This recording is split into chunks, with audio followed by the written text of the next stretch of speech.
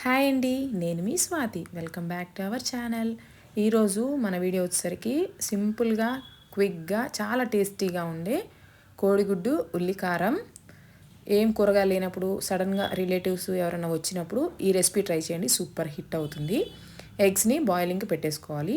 ఉల్లిపాయలు వీలైనంత సన్నగా కట్ చేసుకోవాలి. ఇలా చాపర్ ఉంటే చాపర్లో వేసి కట్ చేసుకోండి, పని అనేది సులువు అవుతుంది, త్వరగా కూడా కట్ చేసుకోవచ్చు. నేను ఇక్కడ 10 ఎగ్స్కి మినిమం 1 కేజీ వరకు ఆనియన్స్ తీసుకున్నాను. ఆనియన్స్ ఇక్కడ మనకి బేస్ అనమాట కర్రీ.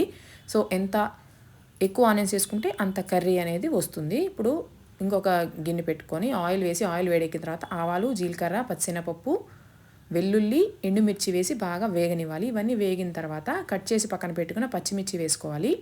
ఉల్లిపాయలు స్వీట్ ఉంటుంది కాబట్టి పచ్చిమిర్చి అనేది కొంచెం ఎక్కువ వేసుకుంటే బాగుంటుంది.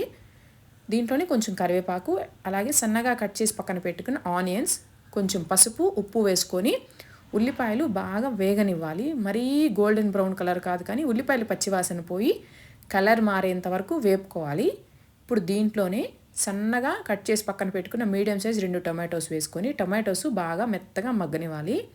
ఇవి మగ్గేలోపు దీంట్లోకి కారం అనేది రెడీ చేసుకుందాం. ఈ కారం ఏ వెజ్ ఫ్రైస్లోకైనా వేసుకోవచ్చు, చాలా బాగుంటుంది. ఎండు కొబ్బరి, వెల్లుల్లి, ఎండుమిరపకాయలు, తగినంత ఉప్పు వేసుకొని బరకగా మిక్సీ అనేది పట్టుకోవాలి. మరీ ఫైన్ పౌడర్ కాదు, కొంచెం బరకగా పట్టుకుంటే తినేటప్పుడు బాగుంటుంది టేస్టు. మీకు కాంటి ఇలా చేసి ఒక డబ్బాకి పెట్టుకొని ఏవైనా వెజ్ ఫ్రైస్ చేసుకునేటప్పుడు దాంట్లో వేసుకోండి, చాలా బాగుంటుంది టేస్టు. ఇప్పుడు ఈ కారం కూడా ఉల్లిపాయల్లో యాడ్ చేసుకొని కారం పచ్చివాసన పోయేంత వరకు వేపేసేసుకోవాలి. ఈ కర్రీ ఏంటంటే చాలా క్విక్గా అయిపోతుంది. ఉల్లిపాయలు కొంచెం త్వరగానే వేగిపోతాయి, మనం సన్నగా కట్ చేసుకుంటే త్వరగా వేగుతాయి అనమాట. ఇప్పుడు దీంట్లోనే ఫైనల్లీ బాయిల్ చేసుకున్న ఎగ్స్ని కట్ చేసుకొని వేసుకోవాలి.